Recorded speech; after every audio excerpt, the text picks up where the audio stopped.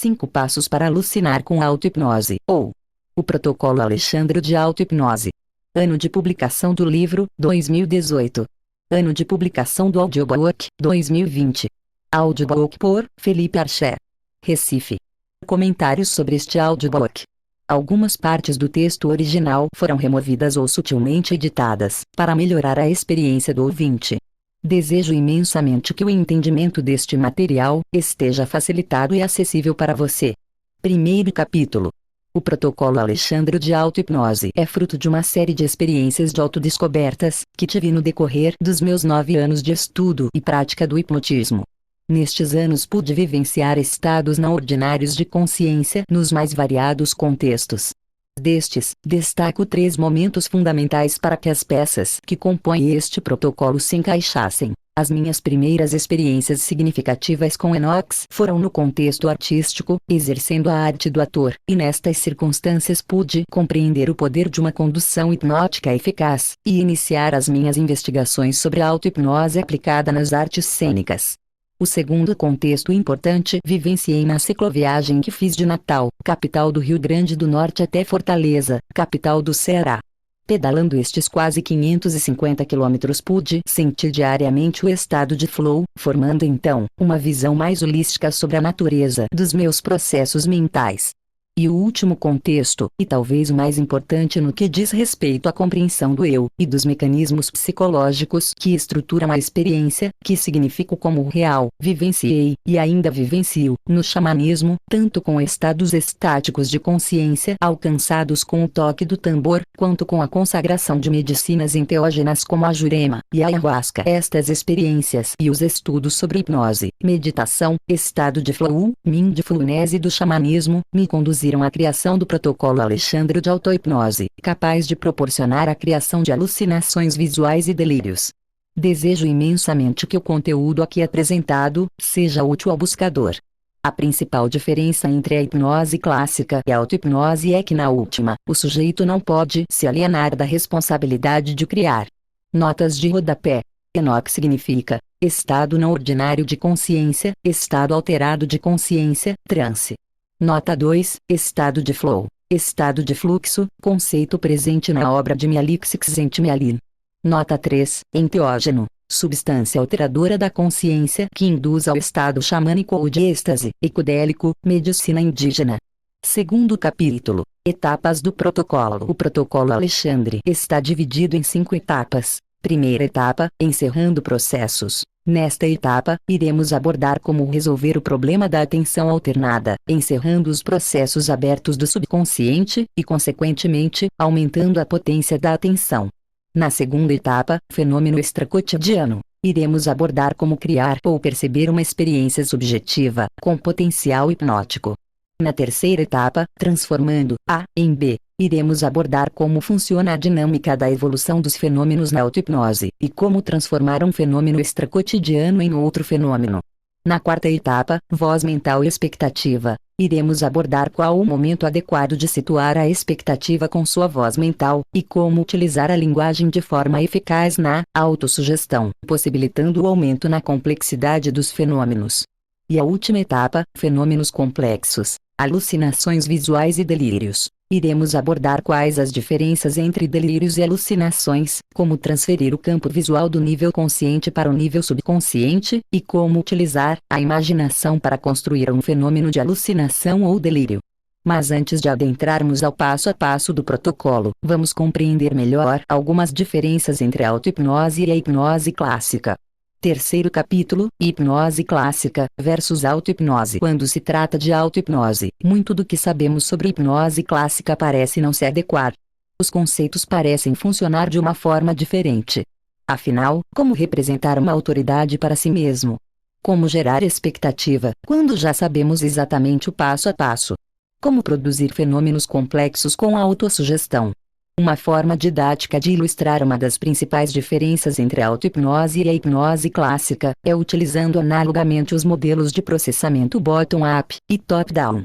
Bottom-up, ou processamento de baixo para cima, diz respeito à construção do significado partindo de um estímulo externo específico, até alcançar o interno, o geral.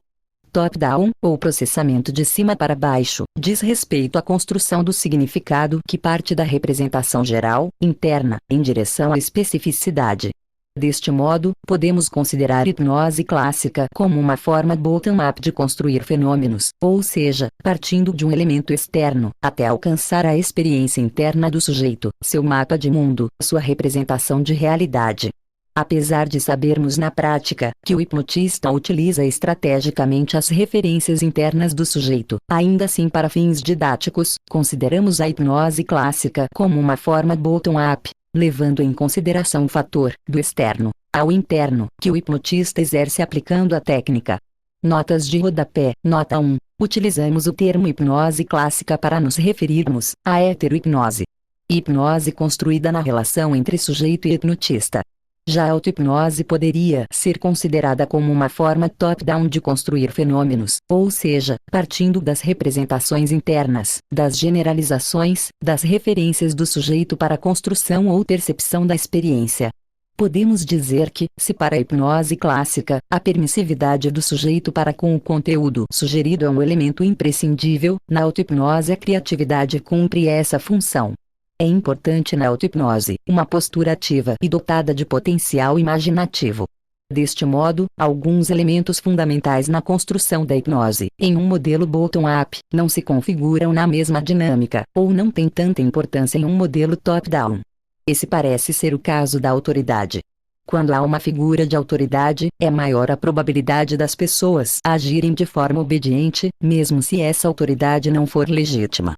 Cialdini, 1984. A autoridade cumpre dentro da hipnose clássica a função de direcionar comportamentos, evitando análises críticas. Na auto-hipnose não existe a necessidade de considerar a autoridade como pertencente à dinâmica, o sujeito não precisa convencer a si mesmo, deve apenas possuir boa vontade e uma atenção concentrada. Já a expectativa ainda é um elemento importantíssimo para a evolução dos fenômenos na auto-hipnose, porém sua aplicabilidade segue outra estrutura. Veremos qual o momento correto de adicionar a expectativa, e como alcançar fenômenos complexos com a autossugestão no capítulo 7. Quarto capítulo, encerrando processos. Todas as teorias da mente estão de acordo, no que diz respeito aos limites da atenção consciente. Isso porque a mente consciente não consegue manter uma atenção instrumental, ou seja, que execute uma função complexa, em mais de uma tarefa. Por mais que tenhamos a impressão de conseguir realizar duas ou mais tarefas de forma consciente ao mesmo tempo, o que estamos fazendo na realidade é executando uma tarefa de forma consciente, e as outras tarefas de forma automática, ou seja, de forma subconsciente. Se por um lado, a mente consciente não é multitarefa, a mente subconsciente é. E ela mantém abertas todas as tarefas que a mente consciente foca, ou que ela compreende como importante. Lembrando que para a mente subconsciente, os conteúdos importantes nem sempre são o que conscientemente consideramos. Um exemplo disso são as músicas chiclete. O subconsciente considera importante tudo aquilo a que fica exposto repetidas vezes. Logo, repetições deixam programações, a nível subconsciente. Você provavelmente já deve ter experienciado a sensação de tentar manter o foco da atenção em algo, enquanto que conteúdos inconvenientes começam a brotar na mente, fazendo sua atenção alternar. Conteúdos como as preocupações diárias, a voz mental se questionando, músicas e situações do dia a dia se repetindo mentalmente, etc. Estes conteúdos fazem parte do que consideramos aqui como processos abertos do subconsciente. Notas de rodapé. 1. Na meditação, esta inquietude dos pensamentos é popularmente conhecida como a mente do macaco.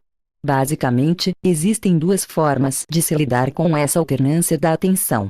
Uma delas exige esforço mental para manter o foco. Apesar de ser um excelente exercício mental, acaba por esgotar um recurso limitado muito importante, a força de vontade. Então, visando esgotar o mínimo possível da força de vontade, desenvolvi uma técnica que visa encerrar os processos abertos do subconsciente, atenuando a alternância da atenção consciente e consequentemente, aumentando a potência da atenção. Nem preciso mencionar o quão importante é a atenção concentrada para a auto-hipnose. A técnica chama-se a meditação do observador desassociado. Vamos à técnica. Feche os olhos.